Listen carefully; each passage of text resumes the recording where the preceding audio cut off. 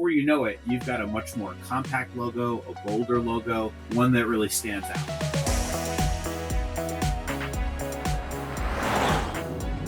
Welcome to Opportunity Knocks. I can't believe I'm saying this. Episode 7. This is incredible that it's going by this quick and I'm having this much fun.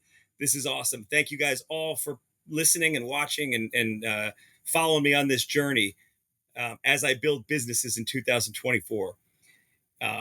Today's a special one because we all spend so much time on, brand and a name. Like, what do I name my company? We're starting a company. What's the logo going to be? And I move it here. There's so many. And then at the end of the day, isn't it really built over time? I mean, look at Google, look at McDonald's, look at these brands that if I told you I was naming this company Google before Google even came around, you'd say you're crazy. I mean, Google sounds like no one, what is it? And it's built its name over time.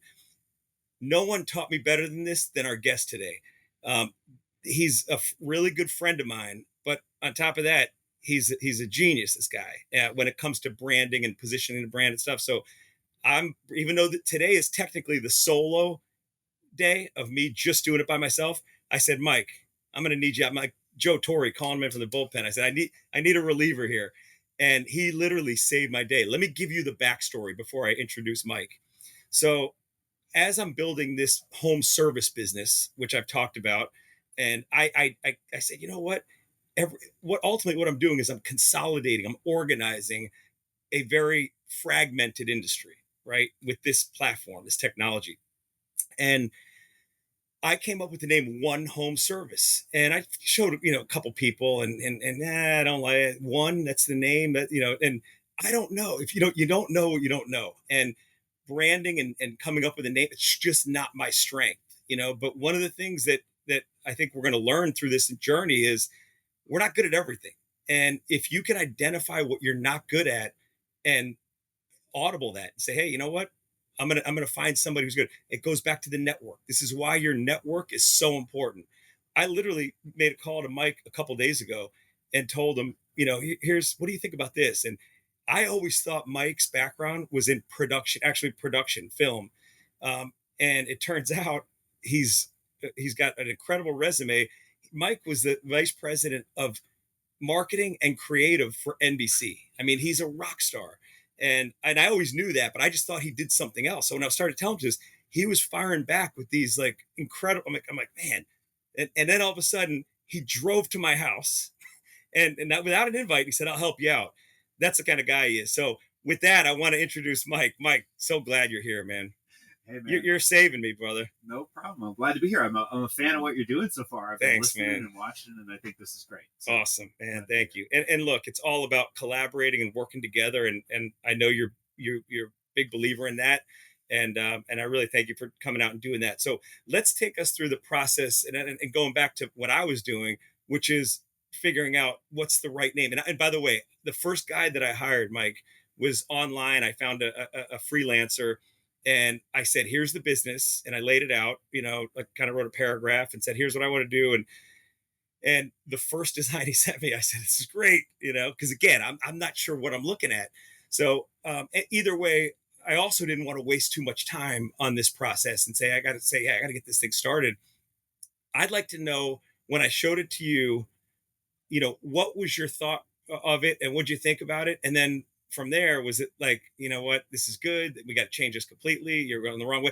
Tell me kind of your thought process. So my first thought process, I mean, like, Fiverr and Upwork and those things, those actually can be really good tools if you don't know what you're doing, right? It's a cheap way to just put that first, the shitty first pancake, if we can say that, the Simon Sinek would call it, just to kind of get something out there. And I think, you had some stuff to work with. I think the colors were good. It was gray. It was blue. Psychologically, blue implies trust, for people. Red is energy. Yellow is optimism. And orange is optimism. These are things that your brain is just wired to do. So okay. I think you found a few things there. And then I think by the time we're done, you're going to be a little more bullish on One Home Services than you probably already were. And the reason why I say that is, we spent a lot of time, right? I mean, McDonald's has nothing to do with hamburgers. What was a Google? I remember where I was the very first time I heard that in 1998 or 1999. Somebody said, did you Google that? I said, what? A guy named Bill Mullins in Detroit. A Yelp review. What is that? Yeah. So it's not, we spend a lot of time agonizing over the perfect name up front. But what I say is you got to think about the shorthand of it. And so, why I think this is going to work is if you do this really well, I don't think people over time are going to call this one home services. I think they're just going to start calling it one home. Okay. I was sitting, at a bar one time with a buddy who we know, and he was thinking about starting an agency. This is an anecdote that will make some sense. And he was thinking about starting an agency called something like Never Done Improving. Okay. We were at a sports bar. There may or may not have been some beer involved. I'm like, you can't do that. He said, why? I said, because the shorthand of that, think about that in a department head meeting or something. Did you send that invoice to Never Done? Did you get that proof from Never Done? Yeah. Said, put it in conversation and it doesn't. And it doesn't work. I spent a really good time. I run in a thought leadership circle with somebody who used to run marketing for the Miami Dolphins. And she was in a leadership position at Target when Target became a thing. And I remember her telling me a really cool story. She said, they had conversations about should we run with this? And ultimately they decided not to. They said, because that belongs to the people. The people created that. And if we take that over, then it's hijacking. It's almost. Not it's hijacking, right? So I think you're going to end up being one home. I love that, by the way. And I never thought of one home. I always thought you have to explain one home service, 3-letter word. It's not, or 3 words, a logo. And I'm like, I don't know. And then one home, hearing you say that, I think maybe it starts that way, and you call it one home service, but I can see a husband and wife, like, oh, hey, we got to fix the windows, look it up on One Home, or hey, we need a roofer, to check One Home. So you're taking the name and putting it into real life scenarios. Yes. I like that. Yes, I never did that. And even at a networking event, like when you stand up and say, hey, I'm One Home, it tells you we're, and that's why I came up with that. So I passed the test, I guess, the first test. Yeah, whether it's by accident or not, and then visually, like, I'm not a musically inclined person, but I've heard people who are, they can hear music and see notes. Okay. Mm-hmm. I don't do that. But when I saw that, I saw the shapes. So now if you think about it, One Home is actually really nice because they're short words, right? Okay. Mm-hmm. And then O-N-E-M, all those letters, if you put them in a square, think about that. Like the M hits all 4 quadrants. The E hits all 4 quadrants. The O, even though it doesn't hit the corners, it's literally balanced throughout, as opposed to like an I or a Y or an F or something. So, when I looked at that first logo, I'm like, there's some bones here, but it was all off. The spacing is off. The alignment is off. And then, if you're somebody who knows you need to know a little bit about design, but don't know anything about it, something called the squint test. Have you ever heard of that? Mm-hmm. Okay, so the squint test is if you see squint. Right. If you take a logo or something and you squint at it, that will show your brain subconsciously what it processes first. Okay. So if you squint the logo that you give, the only thing that pops is 1. So then the question becomes, is that what you really want people to see? I would argue probably not. You either want that home logo with the check mark, which is like your secondary, or you want it to say One Home. Mm-hmm. So by just making a very simple change with color adjustments and how you space that out, you can line up that One Home. So when you squint at it, One Home is what you see. Now suddenly you're onto something.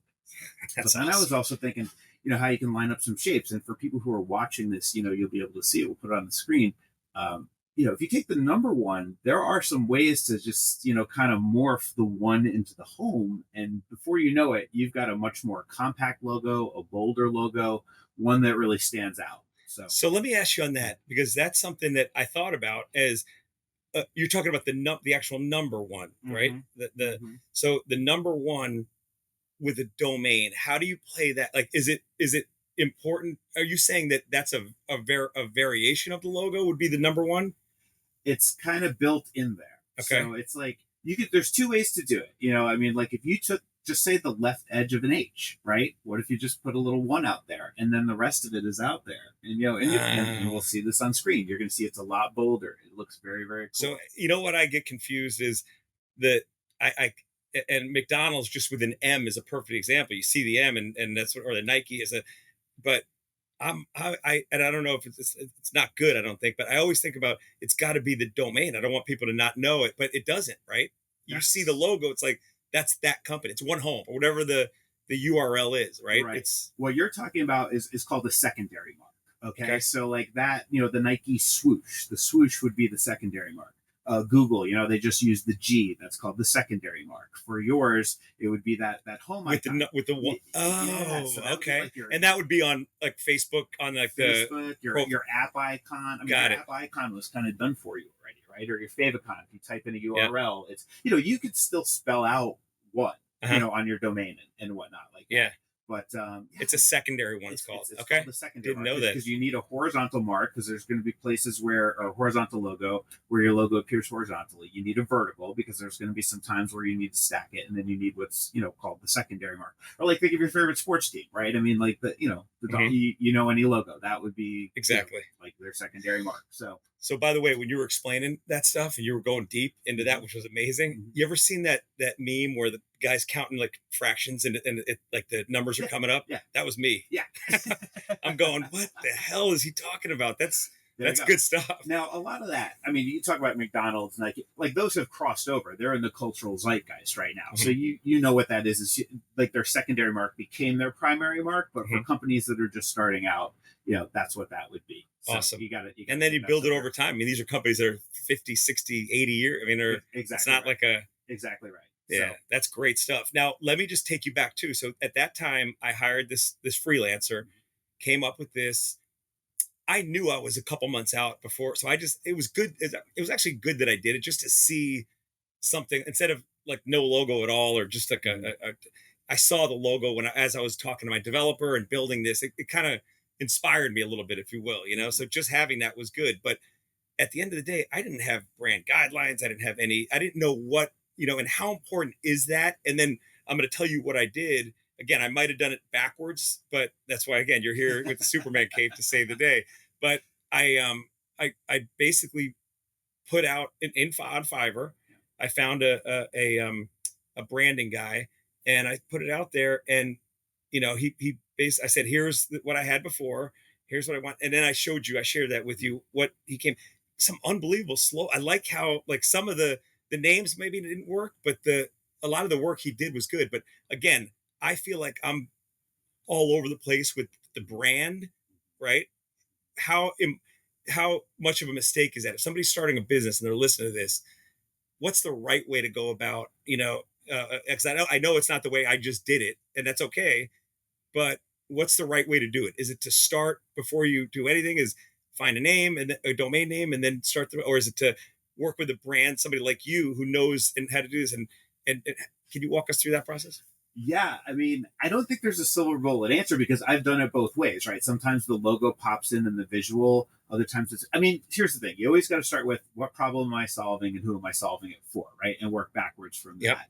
But I'll tell you why I thought that brief was really good. When you showed me the logo, I'm like, that kind of fit the visual of what we were doing. And then you showed me the creative brief for sort of that brand plan, which was really well done, but it was a total 180. So that's where you're at a fork in the road, right? On who are you going to serve? Because your logo, again, kind of is man of the people stuff. The creative brief was in like cream color palettes and serify fonts. It looked very elite, So are you going for an uber high end consumer, or are you going for, sort of that, upper middle class person who is able to outsource some of these home things, but also, is trying to mind the bills, and I lean towards the logo and that look, because, my wife and I remember we were in Houston, we were there, we were both working full time. So we were doing well, but we're far from rich, but we had somebody who cut the lawn and a lady who came to clean the house once a month. And, we would get power washed twice a year.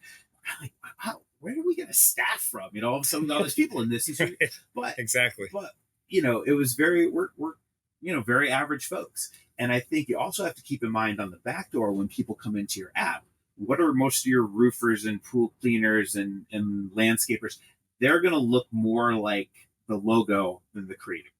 Okay. So I would lean more towards that, the bolder colors, the non-serif fonts, the stuff that speaks to the common person more than this uber upscale audience. It was the creative brief was a little pinky up to me. That's great feedback. Let me add one more element to that, because I'd love to hear your thoughts while we have you here. This is awesome, by the way. So the part of me, remember, I'm not making the money doesn't come from the homeowner, but the competitors, I guess we'll call them, Angie's List and these companies that they're basically lead companies for so their end user is the vendors, the businesses, right? Mm-hmm. I feel like I want to, and why I started this company is I want to reverse that. I want it to be about the homeowner, even though they're not my client. I'm not making money. They are my client because without them, it doesn't work. The model doesn't work. But the revenues coming from and I haven't even gotten into, I don't know if I've told it to you, but a big part of this app is, this platform is that uh, there's a networking element to the vendors that are paying me. So there's the vendors that are paying me are a big time client because obviously that's the revenue that generates, but there's also a networking internally between the 30 industries. I connect them together in a really cool way, which I'll get into more but my challenge with listening to what you just said is I'm not really sure who my end user is. It was in the beginning, the homeowner. That's all I care because that's really, I want it to be just the most powerful thing. They're never gonna have to worry about getting ripped off. They're gonna save time. They're gonna save money. It's for them because there's an opportunity in that. But then there's also all I'm doing for the vendor. So it's like, do I do half and half or do I go like, you know what I'm saying? I was thinking about it from the homeowner perspective. Okay. Okay, so let me walk through the user journey, right? So I've Yeah. downloaded the One Home Services app that Right. may ultimately be One Home. You know, if you were to take what the creative brief looked like, and that was your opening facade, and it's kind of a bougie, scripty font and a light cream, then when I get in there and I start seeing the list of all the vendors, if they look like the blue collar companies that they usually tend to be, it's going to look very different. Like the facade of the house is going to look different than the interior when you get in there. Versus if you use sort of the logo in that move, I feel like it's a more unified experience. Like, okay, I know what I'm signing up for. This is a cohesive brand. So that makes sense. Yeah. Okay. Absolutely. Good. So I had the creative brief and then I had the logo done by two separate people. It showed. Yeah. So that's mistake one, which is good that we're talking about it now because we want to fix that before it goes live and it goes right. We want that to be so. It depends on what you consider a mistake. I mean, you have to iterate. It's great to see both things and you can choose, or maybe you're like, hey, I only want this app to be for, people who make. But honestly, if I didn't have you talking to me and kind of guiding me with this, I wouldn't know. Yeah. And I wouldn't have known any of that, what you just said. And that's gold for this podcast is to hear you talk about how colors and just little like the letter that your name is depends because you could put it up against it. I mean, I never would think of that stuff. So, I guess from here moving forward, is it that I reach out to the first designer or do we even have to reach out to him or how does that work? Because again, these are freelancers that I don't have a relationship with. Is it something that I say, let's take what I have now and not start over, but like just what's the next step do you think for me? Well, now I think you merged the two. The creative brief was very good, and I don't want anybody to hear this and think there was a lot of great nuggets in there. There was something brilliant in there that was not part of the slogans, but it was about your home should be a source of joy, not stress. Yes, I think there's something you can mine in that. More joy, less stress, or more joy, no stress, which didn't show up as like a slogan in there. You could build around that. I can appreciate that as a homeowner. I want to enjoy my house. I don't want constantly worried about what's going to break and who I have to hire to fix it. So I think visually the creative brief may have been off. Content wise, I think there's a lot of good stuff in there. So, again, I think Fiverr and Upwork can be really good sources for that, first draft of stuff. Sure. And then you may want to call in somebody who's a little more cohesive, who knows a little bit more about what you're trying to do, and kind of refine it from there. I think it helps you define, like I said, it pools two audiences. Do you want a more elite crowd or do you want, I want everybody to use this, not just upper middle class, but how I'm targeting it starting out, just because, the area we live in, Parkland, Florida, is an upper middle class. It's middle class, upper middle class. And the thing that I hear a lot of people say is, I never know when somebody's coming to do an estimate if they hear that I live in Parkland, the price goes up, and that's no way to. As a homeowner, you don't want that loss of control. That's kind of how it was born.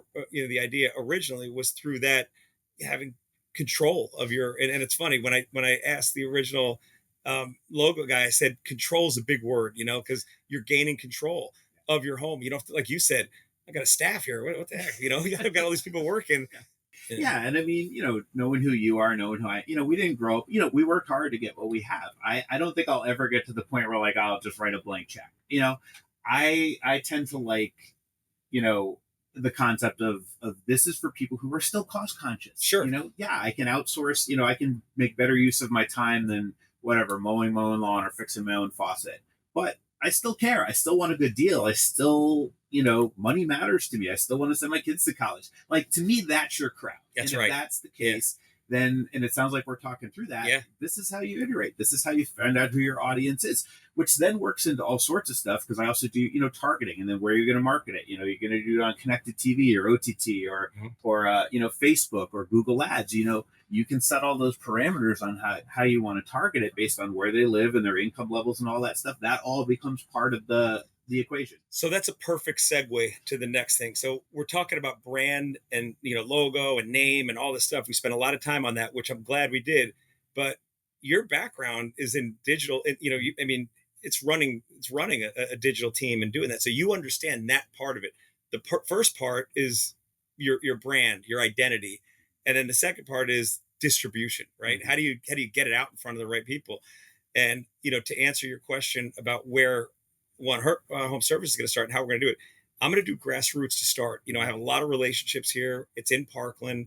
And, I'm going to have homeowners that live in Parkland and South Florida, use it. And I want people that are transparent. I want them to tell me everything that's wrong.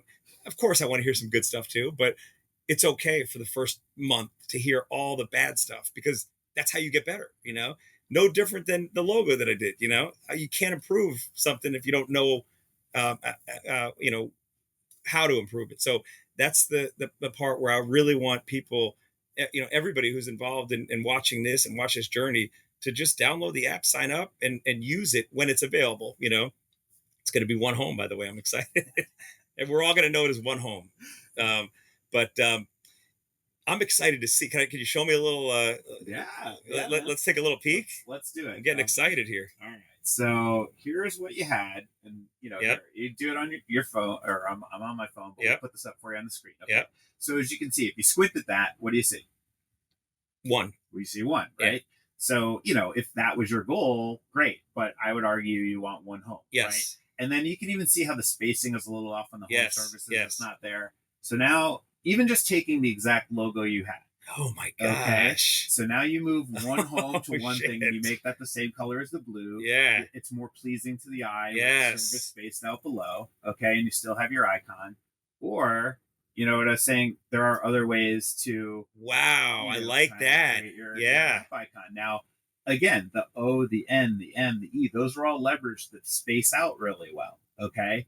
And so the O with so now that would be a totally different logo. So this is not the option. That's not secondary, like you said. This is not secondary. But then this one came, and this is my preferred one of all of it. Oh, because it's got the one too. It's got the one where it's a little clearer, but it still says one home. So now we've taken the letter one, we've made that the left edge of the E. That's awesome. You've still got the home, which sort of fills that space, around the O, and then you got service. It's bold. It stands out. I love it, man. That is cool. Right? So, I thought it's a lot of potential. And again, this is just something I did in like 8 or 10 hours, of thinking about this. So, that is awesome, man. Even I do that too. Like I know, I'm enough of a designer to be dangerous, but even I'll still at some point go like, okay, here's an idea. Let me call in a real person who only does graphic design. Yeah. Right. So it's like, how do you get it to the point where you can communicate what you ultimately want to see? And then sometimes you got to realize, all right, I've run the baton as far as I can here. Let me pass it off to the professional. But, it's cost effective that way because, you're not paying some, super elite designer. Exactly. 20 grand. Yeah, 20 grand. Yeah. I can do that and then just, do a little spit shining. And there's all sorts of ways for, businesses who are just starting out to do it. But, I say don't overthink it. You know, like know that color palette. You can find that. Like you can Google that, or we can link to it in your YouTube profile. There's a couple ways. I always ask people, and I told you this story. I was in Houston once, and the commercial unit was having this really tough time with a client. I think we could say Gulfgate Dodge. they knew what they wanted, but they couldn't articulate it. And I said to them, they came to me and they said, Mike, we need your help. I said, have them give you 3 adjectives for how they would want someone to describe their business. One of those 3 adjectives was dynamic. I'm like, I got it. Okay. So what we did, we took the 2 G's in Gulfgate. We had them fly behind the camera and did a light pass. And then they revealed Gulfgate. And it was dynamic. Yeah. And that's what they told you what it was. They told me what it was. Yeah. So what it was, everybody loves to hear their own ideas back. Right. And they're like, this is great. And that was the one. We solved it like that. So, think about that. When you think about those 3 adjectives that you want somebody to associate with a business, and don't go to 5, don't go to 6, because nobody's going to do that. Okay. The consumer, make sure that your colors and your shapes and everything that goes with it, looks like that. Maybe bold is one thing that's different than elegant. You want to think about it. Just think about it in your mind for a second, right? Bold and energetic brings a visual to you. Elegant and refined is a whole different thing. It's different fonts, different shapes. So mine is trust. Yours is trust. And that's why blue is sort of a universal color of trust. That was by luck. Yeah.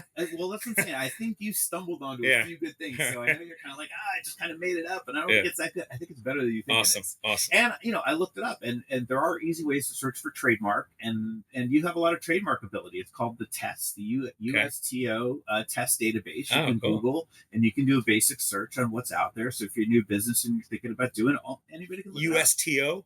USTO, I believe. It's the TEST trademark database. Or you can just Google test trademark database. Just Google test test trade. There goes that name database. Google again. Yeah, exactly right. And and you just do it. And what's interesting about trademarks is you would think you need to trademark it first. You actually need to use it in practical application first, which kind of makes sense, because otherwise people would be trademarking things left and right and just squatting on it with no intent to use it. You got to have it. So you have to use it for something first and then file for the like use it as put a website up or do something. Like you could do this. The fact that we're talking about this on this podcast, it's kind of out there in the ether right now. Or if you put it on your website, or at least you have some business cards or something just to say, I am serious about using this trademark in some capacity.